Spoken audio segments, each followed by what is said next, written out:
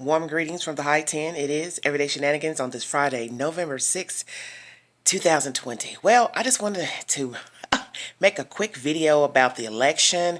As most of you know, it is at a standstill right now. Votes are still being counted in some states in America.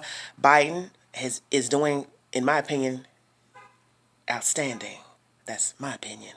And I'm praying that he is voted the next president and Kamala Harris the next vice president of this country, because we are indeed in need of a change. What's baffling me today is the fact that some people are out here beating on doors, crying they want the vote to stop, which is crazy because that is people's right to vote. And most of these poll stations are saying that their votes, the mail-in votes, were sent in before the deadline. So they have no reason to not count the votes. And naturally, a voter would be disgusted to know their votes were not counted because someone in the White House is screaming and hollering and throwing a tantrum and falling out on the floor because he still wants to remain the president. Right is right. Now, I Googled a lot of information pertaining to this electoral college business. It's been a long time since I've been in school learning all this said information and civics, as they would call it, civics class. And I personally think that the presidency should be just like a football game, basketball game. Whichever team has the most points, that is the winner. Not, well, most Americans like this team, so they should win. Well, then if that's the case, it defeats the purpose of having a game. So to me, voting for a president, vice president, local, state officials should be the same. Whoever has the most votes in that said state, town, city, whatever you want to call it, village, then that should be the winner. And that's just how I feel, because all this electoral college stuff is baffling to me. I'm trying to learn, about this and how it works. And in the end, all this, this state has this many electoral colleges, this state has this many. So it's kind of like it makes a person feel like, then why am I voting? Because if my vote isn't going to count towards that said person, then I've defeated the purpose of voting. And this is why I guess maybe I didn't really get a good understanding of the voting process. Maybe this is why a lot of people don't want to vote. I kind of knock people who don't want to vote because I feel like people rallied to be able to vote. Women rallied at one time to be able to vote, because at one time the woman, she wasn't revered a decent human being to vote. So women got rights to vote. Then the African American people rallied to get votes. So you see where I'm going. So you should want to vote because you're a United States citizen. You eat, you breathe, you work, you pay taxes, you're homeowners, you rent, you buy food, clothes. So you see, you should want to vote. As harrowing as it is, this process of voting and how they're determining who will be the winner of a said state, some of it doesn't make any sense to me. I'm just an outsider looking in, but I'm also a United States citizen, so I can have an opinion. Right now, as I state, Biden to me is looking well. He's at 253 of the electoral college votes, and he is 17 shy of the 270 that is needed to be the United States president. I am praying that he gets to 270.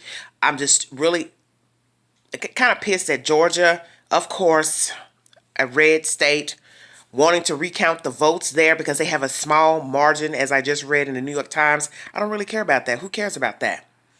I think what the problem is, you all just don't want to accept the fact that people mailed in their votes.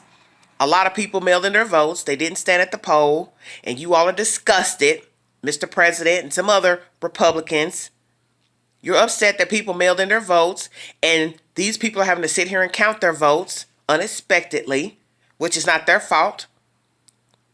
They took on the job to count the votes. Hell, they didn't know there were going to be all these people mailing in their ballots. And yes, most of us want this to be over with, but we want it done right and properly and ethical. And the ethical thing is, if the votes have a postmark of the said date, then they have every right to be counted. No fudging nothing.